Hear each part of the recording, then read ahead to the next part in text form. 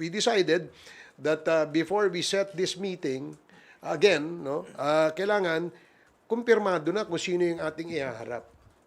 Sino yung mga witnesses na pwedeng magbigay ng kanilang salaysay na ika nga ay may credibility. Kasi gaya nung sinasabi ko sa inyo noon, marami hong gustong tumistigo. In fact, umabot pa kami sa punto na yung isang gustong tumistigo, pagkatapos siya magbigay ng kanyang affidavit, ay umabot kami sa punto na kailangan pa naming ipasuri siya sa psychiatrist, no? Ipasuri siya through a polygraph test sa Camp Crame, no?